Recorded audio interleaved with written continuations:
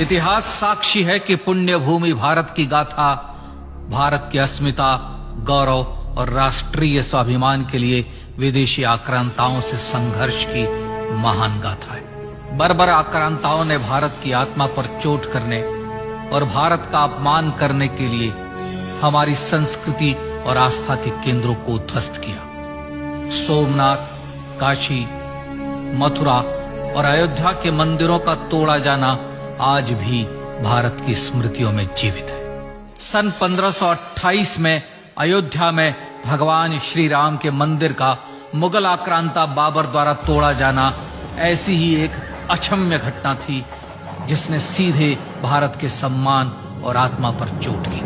कारण साफ था, अयोध्या के श्री राम के मंदिर पर आक्रमण भारत की आत्मा पर आक्रमण था। जहां हर भारतीय के रोम रोम में राम बसते हैं, वह भारत यह अपमान कैसे सहता। राम मंदिर पर आक्रमण भारत को आहत कर गया था। विदेशी हमलावर अपनी बर्बरता दिखाते गए और भारत अपने आत्म गौरव को फिर से पाने के लिए संघर्ष करता रहा।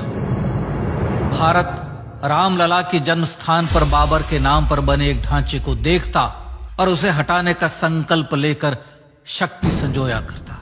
हिंदू समाज आत्मसम्मान के रण में डटा रहा और लगातार हमलावरों द्वारा बनाए गए बाबरी ढांचे को हटाने के लिए लड़ता रहा। सरयू कई बार रक्त से लाल हुई। कभी स्थानीय शासकों ने तो कभी साधु संतों और राम भक्तों ने राम जन्मभूमि की मुक्ति के लिए अपने प्राणों की आहुति दी।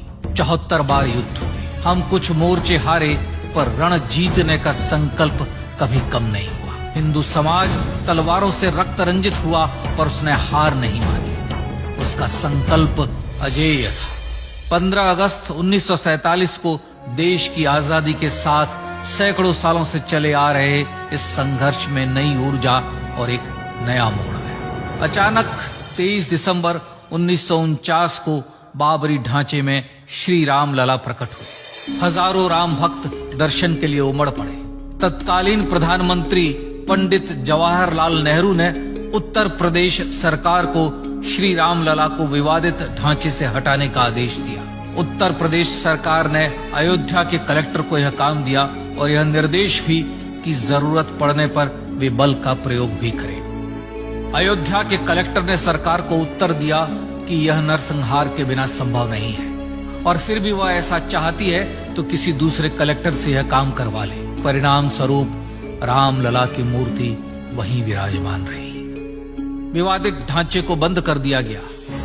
केवल पुजारी को सेवा अर्चना के लिए भीतर जाने की अनुमति थी। फिर भी राम भक्त विवादित ढांचे के बाहर से प्रभु श्री राम की आराधना करते रहे। भारत के हिंदू समाज के लिए चुनौतियां और बढ़ गई। मामला अदालत में गया। विपक्षी दलों द्वारा अदालत में भगवान श्री राम के अस्तित्व पर सवाल उठाए गए। उनके अयोध्या में ही जन्म लेने का प्रमाण मांगा गया। भारत का जनमानस अब आहत हो उठा था।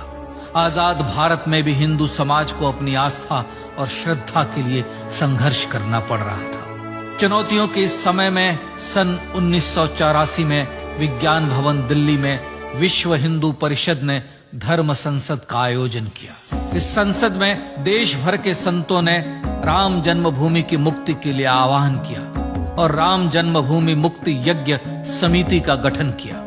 धर्म संसद ने राम जन्मभूमि की मुक्ति और वहां भगवान श्री राम के भव्य मंदिर बनाने के भारत के जनमानस के संकल्प को फिर से दोहराया। विश्व हिंदू परिषद के नेतृत्व में मंदिर निर्माण के लिए पूरे देश में अभूतपूर्व आंदोलन की शुरुआत हुई। श्री राम जन्मस्थली मुक्ति यज्ञ समिति के साथ देश भर में राम जानकी की रथ यात्राएं निकली। राम लीलाओं में राम कथा के माध्यम से भारत का आम जन फिर से जुटा।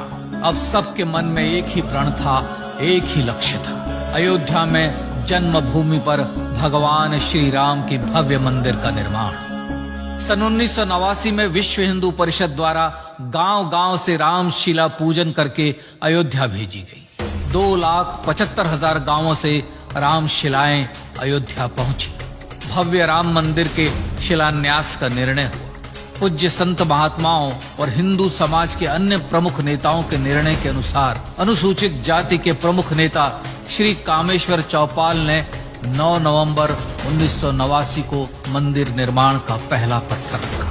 राम जन्मभूमि पर मंदिर निर्माण के लक्ष्य की पूर्ति के लिए सन 1990 में सोमनाथ से अयोध्या के लिए श्री लाल कृष्ण आडवाणी ने रथ यात्रा की शुरुआत की। देश में जन भावनाओं का ज्वार उबड़ने लगा। श्री लाल कृष्ण आडवाणी के रथ यात्रा के साथ साथ मंदिर के लिए जन समर्थन बढ़ने लगा और छद्म सेकुलरवाद बेनकाब होने लगा।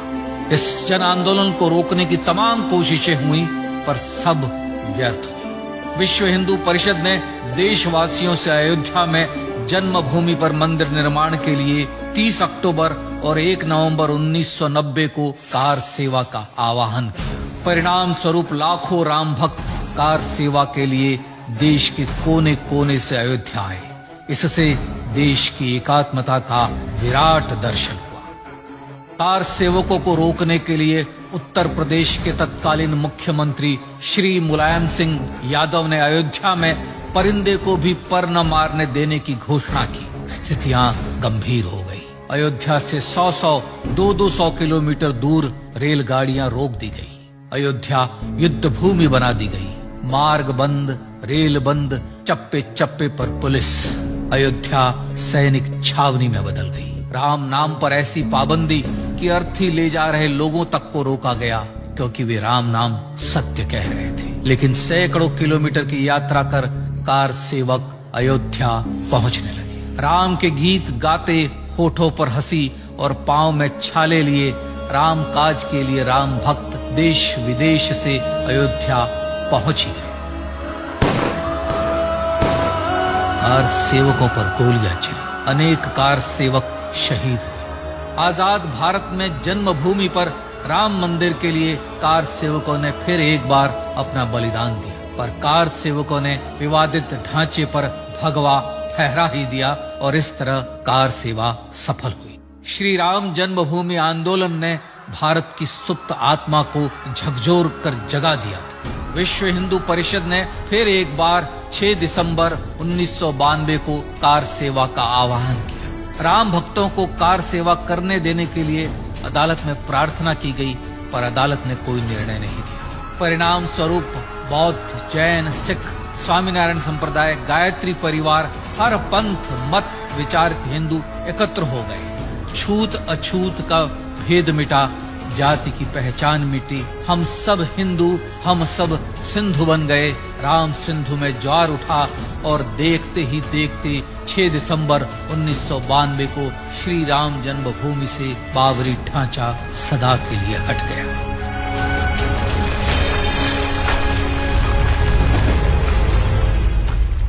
यह क्षण शौर्य, न्याय और सत्यमेव जयते का क्षण था। यह तो धर्मस्ततो जय का क्षण था। पर संघर्ष की गाथा यहां जाकर भी नहीं रुकी। छद्म सेकुलरवादियों द्वारा भारत और भगवान श्री राम के इतिहास को झुठलाने के लिए अदालतों में चुनौतियों का सिलसिला चलता रहा, जो 1950 से चल रहा था। हिंदू सिखों के बीच से गुजरते हुए भगवान श्री राम का दर्शन करने के लिए विवश थे। यह स्थिति थी आजाद भारत में श्री राम और राम भक्तों की। पर सत्य को तो जीतना ही था।